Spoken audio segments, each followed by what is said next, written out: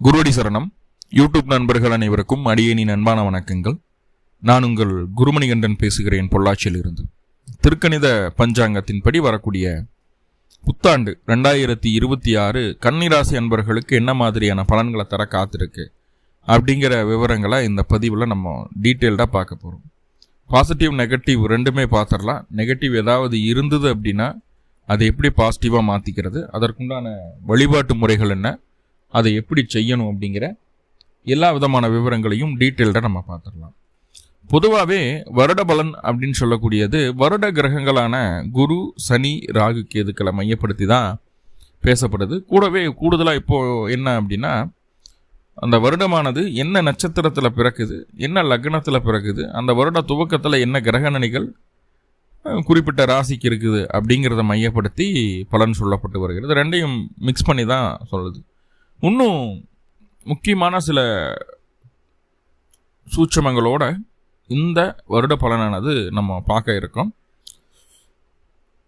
So அப்போ வருட கிரகங்கள் அப்படின்னு சொல்லும்போது அவர்களுடைய நகர்வுகள் எப்படி இருக்குது அப்படிங்கிறத முதல்ல பார்த்துடலாம். குரு பகவான் உங்களுடைய ராசிக்கு 10ஆம் இடத்துல வருட துவக்கத்தில் இருக்கார், வக்ரமாக இருக்கார்.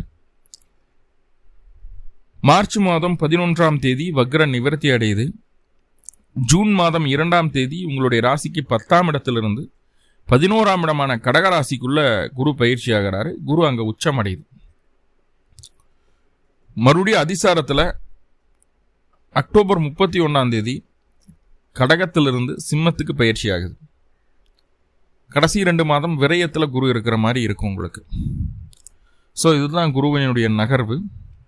ரெண்டாவது, கண்டகச்சனி அப்படிங்கிற ஒரு அமைப்பில் கன்னி ராசி பாதிக்கப்பட்டிருக்கு.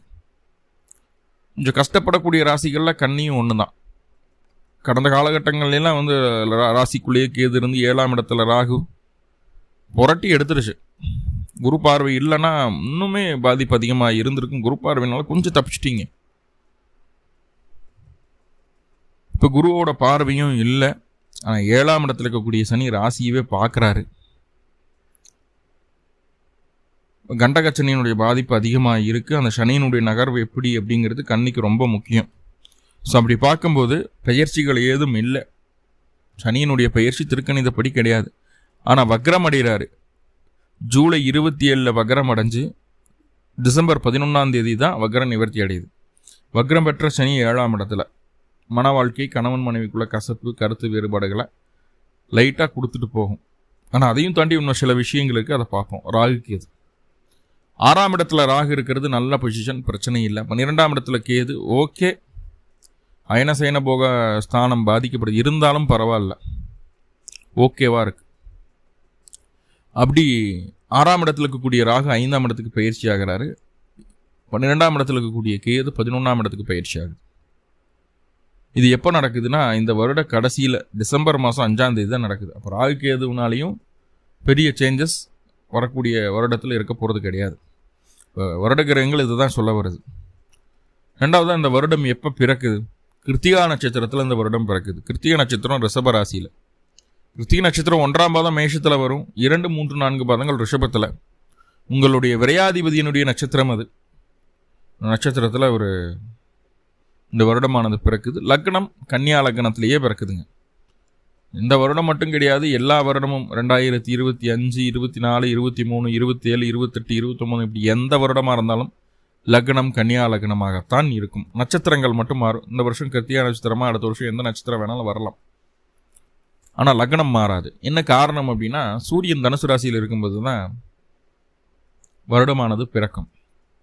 சூரியன் தனுசில் இருக்கும்போது வருடம் பிறக்குது அப்படிங்கும்போது மிட் நைட் அப்படின்னா கன்னி லக்னம் வர்றதுக்கு தான் வாய்ப்பு 99%. ஸோ எப்பவுமே கன்னியா லக்னம் தான். ஸோ இந்த கிரக நிலைகளையும் கோச்சார அமைப்புகளையும் லக்னம் உதிக்கக்கூடிய அமைப்பையும் சந்திரன் என்ற நட்சத்திரத்தையும் மையப்படுத்தி இன்னும் சில சூட்சமங்களோட பலனை பார்க்கலாம். முதல் 5 மாதங்கள் மே மாதம் முடிகிற வரைக்கும் கன்னி ராசிக்கு கண்டிப்பாக தாயாரினுடைய ஆதிக்கம் நிறைந்த வீடாக கன்னி மாறும். தாயார் அல்லது மாமியார் யாராக இருந்தாலும் சரி, தாயார் அல்லது மாமியாரனுடைய ஆதிக்கம் மிகுந்த அமைப்பாக மாறும். தாயாருக்கு சற்று மருத்துவ செலவுகள் வரக்கூடிய ஒரு சூழ்நிலையை சொல்கிறது. குழந்தைகள் நல்லா படிக்க அவங்களுடைய திறமை நல்லா வெளிப்படும். உடல் ரீதியாக என்ன பிரச்சனை இருந்தாலும் அந்த பிரச்சனைகளுக்கு உண்டான சொல்யூஷன் கிடைக்கும். இதனால தான் இந்த பாதிப்புகள்லாம் நடந்துட்டு இருக்கு அப்படிங்கிறத இப்போதான் கண்டுபிடிப்பீங்க. நான் 6ஆம் இடத்துல ராகு இருக்கு இல்லையா, அது நம்மளை டயக்னோஸ் பண்ணவே விடாது. இருந்தாலும் உடல் ரீதியான தொந்தரவு இதுதான், இங்கே தான் பிரச்சனை, இதை சரி செஞ்சால் உடம்பு சரியாயிரும் அப்படிங்கிறத கரெக்டாக கண்டுபிடிக்கக்கூடிய ஒரு டைம் முதல் 5 மாதம். டிஸ்டன்ஸ் எஜுகேஷனில் ஏதாவது புதுசாக படிக்கிறதுக்கு உண்டான வாய்ப்புகள் இருந்தால் அதை படிப்பீங்க. தாயாருக்கு சுகர் சம்பந்தமான பிரச்சனைகளும் இருதயம் சம்பந்தமான பிரச்சனைகளும் வந்து போவதற்குண்டான வாய்ப்புகளை சொல்கிறது. ஒரு கவர்மெண்ட் வேலைக்காக ட்ரை பண்ணிட்டு இருக்கோம், இல்லை அரசாங்க சமயங்களை விட அரசியலில் ஒரு பிரபலமான ஆளாக ஆயிடலாமே அப்படின்ற ஒரு முயற்சிகளாக இருந்துட்டு இருக்கு அப்படின்னா அந்த முயற்சிகளெல்லாம் தாராளமாக எடுக்கலாம். ஆனால் அதுக்காக பணம் செலவுகளை செய்யக்கூடாது. கவர்மெண்ட் வேலைக்காக ஒருத்தர்கிட்ட காசு கொடுக்க போகிறேன், அவர் வாங்கி கொடுக்குறேன்னு சொல்லிக்கிற நம்பிக்கையான ஆள் எலெக்ஷன் வர முடிய போகுது, அதுக்குள்ளே எனக்கு பண்ணி கொடுத்துறேன்ட்டாரு, இந்த டைமில் ஈஸியாக எல்லாமே நடக்கும் அப்படிங்கிறதுக்காக பணத்தை கொடுத்து ஏமாந்துட வேண்டாம். கன்னிக்கு அந்த சூழல் இந்த மாதம் இந்த வருடம் இல்லை. முக்கியமாக மே மாதம் வரைக்கும் இல்லை. அதுக்கப்புறம் கூட ஒரு சான்ஸ் இருக்குது, ஆனால் அதுக்கு முன்னாடி இல்லை. உங்களுக்குமே இருதயம் சார்ந்த பயம் வந்து போகும். சும்மா உருளைக்கிழங்கு ஏதாவது சாப்பிட்ருப்போம், கேஸ் பிடிச்சிருக்கோம், ஐயோ ஹார்ட்டு ஏதோ பிரச்சனையாயிடுச்சு, பல்புலேஷன் அதிகமாக இருக்குது அப்படின்னு சொல்லிட்டு இசிஜி வரைக்கும் கொண்டு போய் விட்டுரும். பார்த்தா ஒன்றும் இல்லைன்னு வரும். இருந்தாலும் நான் கொடுக்குற மாத்திரையை சாப்பிடுங்கன்னு சொல்லி ஏதாவது ஒன்று விட்டமின் டேப்லெட்டை கொடுத்து அனுப்பிச்சுட்ருவாங்க. ஸோ அந்த மாதிரி தேவையற்ற பயம் மனதிற்குள் வருவதற்குண்டான வாய்ப்புகளை சொல்கிறது. அதே நேரத்தில் கணவன் மனைவி இடையே இருந்து வந்த உடல் ரீதியான சண்டைகள், ஒரு ஊடல் இல்லாமல் பிரிஞ்சு தனிச்சு வாழ்ந்துட்டு இருக்கக்கூடிய கணவன் மனைவிகள் ஒன்று சேருவதற்குண்டான வாய்ப்புகளை முதல் 5 மாதம் ஏற்படுத்தி தருகிறது. சப்போஸ் கணவன் மனைவி பிரிஞ்சே இருந்தாலும் கண்டகச்சனியாச்சா 2 பேர்த்துக்குள்ள கண்டிப்பாக மிஸ் அண்டர்ஸ்டாண்டிங் இருக்கும். சப்போஸ் கணவன் மனைவி பிரிந்தே இருந்தாலும் சரி, உடல் ரீதியான ஒற்றுமைக்காக மீண்டும் ஒன்றிணையக்கூடிய ஒரு சூழலை இந்த முதல் 5 மாதம் ஏற்படுத்தி தருகிறது.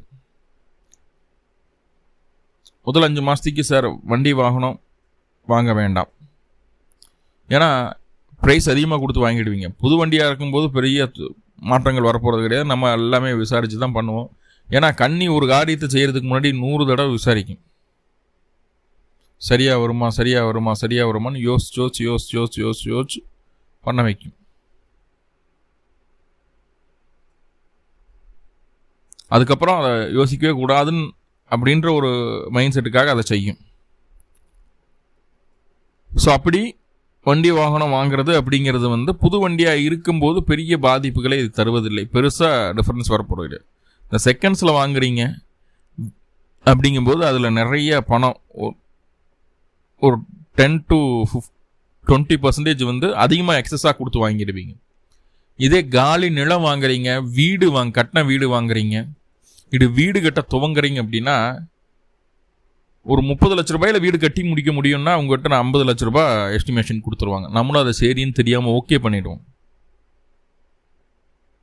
அதே போல் லேண்டு வேல்யூ அவ்வளோதான் இருக்கும், எக்ஸஸாக உங்கள்கிட்ட சொல்லி பணத்தை வாங்கிடுவாங்க. இப்போ வீடு நிலம் சம்மந்தமான விஷயங்களை, வீடு கட்டுறது இந்த மாதிரி விஷயங்களில் வந்து ரொம்பவே கவனமாக இருங்க. ஏன்னா அது வந்து நம்மளுக்கு சாதகமாக இல்லை. முதல் 5 மாதங்களுக்கு, மே மாதம் வரைக்கும் அது சாதகமாக இல்லை. மேற்கு மேலே அந்த விஷயங்களை செய்துக்கலாம்.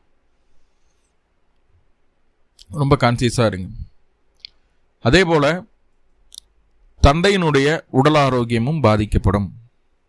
தந்தைக்கு ஜீரண உறுப்பு சம்பந்தமான பிரச்சனைகள் வரும். அதே போல் அந்த கைகால் மூட்டு வலிக்கு, அந்த சியாட்டிகா பெயின், வெரிகோஸ் வெயின், இதெல்லாம் ஸ்டார்டிங் வர்றதுக்கு வாய்ப்பு உண்டு. கூடவே அந்த ஆசனவாய் சம்பந்தமான அந்த மூலப்பிரச்சனைகளும் வர்றதுக்கு வாய்ப்புகள் இருக்குது தந்தைக்கு. ஸோ முன்னாடியே ப்ரிகாஷனாக இருந்துக்கிறது பெட்டர். இப்போ 7ஆம் இடத்துல இருக்கக்கூடிய சனி ராசியை பார்க்குது, வேலையில் ஏதாவது பிரச்சனைகள் வருமா? வேலை பிரச்சனை வராது, கொஞ்சம் சோம்பேறித்தனம் அதிகமாகும். உங்களுடைய வேலைகள்லாம் மட்டும் தெளிவாக செஞ்சுக்குவீங்க. யார் சொன்னாலும் சொல்லினாலும் அது பக்காவாக நடந்துடும். ஆனால் மேலதிகாரிகள் உங்கள்கிட்ட சொல்லி ஒரு வேலையை வாங்க முடியாது. கொஞ்சம் அசால்ட்டு காட்டுவீங்க. அதனால் கொஞ்சம் மேலதிகாரிகள் உங்களுக்கு கொஞ்சம் கருத்து வேறுபாடுகள் வந்து போகும் முதல் 5 மாதங்களுக்கு. அதன் பின்பு அது ஆட்டோமேட்டிக்காக சரியாகக்கூடிய ஒரு அமைப்பு தான் சொல்லுது. ரொம்ப முக்கியமான விஷயம் பேச மறந்துட்டேன். யாரெல்லாம் சுயதொழில் செய்கிறீங்களோ, சுயதொழில் செய்யக்கூடிய நபர்கள் கன்னிராசியில் இருக்கீங்க அப்படின்னா,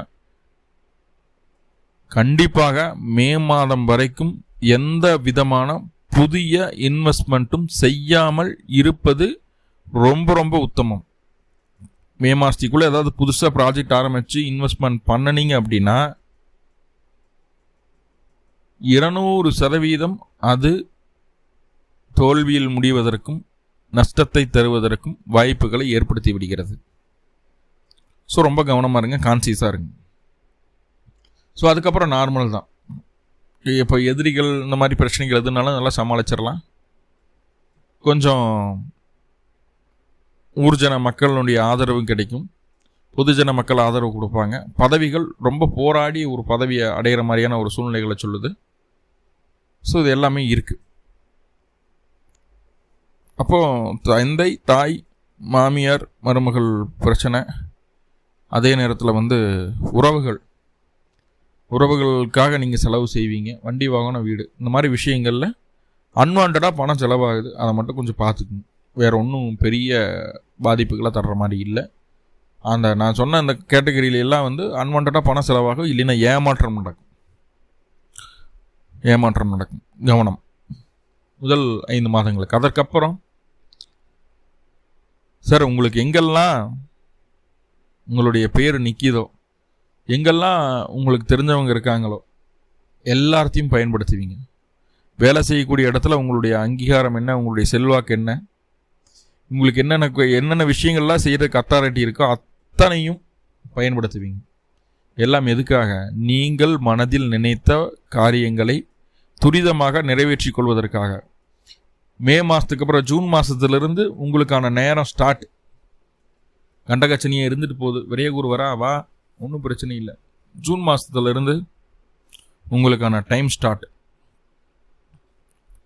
இந்த வருடம் முழுக்க உங்களுக்கு கண்டிப்பாக முன்னேற்றம் மட்டுமே உண்டு. என்ன இந்த டைமில் எல்லாமே நம்மளுக்கு சாதகமாகவே நடக்குதே, தெய்வ அனுகிரகம் நம்மளுக்கு கிடைக்குது, நல்லா சாதகமாக நடக்குது, ஃப்ரீயாக இருக்கிறோம் அப்படின்ட்டு சுயதொழில் செய்யக்கூடிய நபர்கள் தொழிலில் அக்கறையை காட்டாமல் போயிடுவீங்க. நல்லா வருதில்ல, சம்பாத்தி வருதில்ல, யாராவது ஒருத்தர் நம்பி விட்டு போட்டு டூர் சுற்ற போகிறது, அது இதுன்னு பண்ணுறது, அந்த மாதிரி கொஞ்சம் ஃப்ரீயாக இருந்துருவோம். வாழ்க்கை வாழ்வதற்கென்று அனுபவிக்கணும்னு போயிடுவோம். நல்லா தொழில் ஓடிட்டு இருக்கும்போது அந்த வேலையை செய்கிறதுனால தொழிலில் பெருத்த நஷ்டம் வருவதற்கு வாய்ப்புகள் உண்டு. லாபம் வரும்போது நின்று சம்பாதிங்க. தொழில் ரீதியாகவோ வேலையிலையோ யாரை நம்பி எதுக்காகவும் உங்களுடைய பிஸ்னஸ்க்குள்ளே இழுக்கிறதோ, இல்லை உங்கள் தொழிலில் உங்கள் வேலையில் ஒருத்தர் நம்பி ஒரு காரியத்தை ஒப்படைக்கணும். நீங்கள் செய்ய வேண்டிய வேலையை ஒருத்தர் நம்பி ஒப்படைச்சிங்கன்னா ஃபெயிலியர் ஆயிடுவீங்க. கடைசி 6 மாதம் உங்களுடைய வேலையை நீங்களே செய்யுங்க, கண்டிப்பாக சக்ஸஸ். அதில் எந்த மாற்றுக்கிறதுக்கு இடமில்லை. ரொம்ப திருப்தியாக இருக்கும். வெற்றி பெற்றாலுமே அதில் ஒரு மன திருப்தி வேணும் இல்லையா, அந்த திருப்தி கிடச்சிடும். ரொம்ப ரிலாக்ஸ்டாக ஜாலியாக ஃப்ரீயாக இருப்பீங்க. தந்தையினுடைய உடல் ஆரோக்கியம் 2 மடங்காக கூடிவிடும், நல்லபடியாக ஆயிடுவாங்க. தாயாருக்கு மட்டும் கொஞ்சம் கஷ்டம், ஆனால் இருக்கிற பிரச்சனையிலேருந்து ரெக்கவர் ஆகி வந்துடுவாங்க. அது சொல்ல முடியும். தாய் ஸ்தானத்தில் இருக்கக்கூடிய நபர்கள் சில நேரங்களில் நம்மளுக்கு எதிர்ப்பாக மாறுவதற்கு வாய்ப்புகள் உண்டு. அதுக்கப்புறம் அவங்களுக்கு ஒர்க்லோடு அதிகமாகிடும். தாயாருக்கு ஒர்க்லோடு அதிகமாகிடும், அவங்க வேலையை அவங்க பார்க்குறக்கே சரியாக போயிடும். அப்போ நம்மளுக்கு கொஞ்சம் ஃப்ரீ ஆகிடும். கிடைக்கிற நேரத்துலாம் நம்மகிட்ட சண்டை கட்டிகிட்டே இருப்பாங்க தாய் ஸ்தானத்தில் கூடிய நபர்கள். தாயாருமே கூட கொஞ்சம் அனுசரித்து போகணும். தந்தை ஸ்தானம் முழு சப்போர்ட் பண்ணுது. அப்புறம் டிஸ்டன்ஸ் எஜுகேஷனில் படிக்கக்கூடிய நபர்களுக்கெல்லாம் நல்லா ஸ்கோர் பண்ண முடியும். பூஜை புனஸ்காரங்களும் வெளியூரில் இருக்கக்கூடிய கடலோரத்தில் இருக்கக்கூடிய புனித ஸ்தலங்களுக்கு போயிட்டு வர்றதோ, இதெல்லாம் புனித யாத்திரைகள் செய்கிறதோ அதெல்லாம் நடக்கும். பயணம் ஆதாயத்தை தரும். எங்கே வெளியே போயிட்டு வந்தாலும் அதுக்கப்புறம் ஒரு காரியம் தொட்டிங்கன்னா சக்ஸஸ் ஆகும். வீடு நிலம் சொத்து சம்மந்தமான விஷயங்களில் எந்த முடிவாக இருந்தாலும் வாங்குறது, விற்கிறது, பிடிக்கிறது எதுனாலும் சரி மே மாதத்துக்கு மேலே பண்ணுங்க, சக்ஸஸ் கொடுத்துரும். நிறையா விஷயங்கள் இருக்குது. முக்கியமாக சொல்ல வேண்டிய விஷயங்களாக சொல்லியிருக்கேன்னு நினைக்கிறேன். ஸோ சின்ன சின்ன நெகட்டிவ் சொன்னேன் இல்லையா, அந்த நெகட்டிவை பாசிட்டிவாக மாற்றிக்கிறதுக்கு என்ன வழி அப்படின்னா, சிம்பிளாக அருகில் இருக்கக்கூடிய பழமையான பெருமாள் ஆலயங்களுக்கு போங்க. பெருமாளுக்கு 2 நெய் தீபம் போட்டு வழிபாடு செய்துட்டு வாங்க. பிறந்த கிழமை அன்றைக்கி, பிறந்த நட்சத்திரத்தன்னைக்கு இந்த வழிபாடை செய்யுங்க. கண்டிப்பாக சக்ஸஸ் நான் உங்களுக்கு தான். கண்டிப்பாக கன்னி எல்லா பிரச்சனைகள்லேருந்தும் நிவர்த்தி ஆகி ரொம்ப ஃப்ரீயாக ரிலாக்ஸ்டாக இருக்கணும்னு சொல்லி எல்லாம் பல பரம்பூரில் பிரார்த்தனை பண்ணிட்டு நானும் இந்த பதிவை முடிச்சுக்கிறேன். நன்றி நண்பர்களே, நன்றி. வாழ்வுளமுடன். திருச்சிற்றம்பலம்.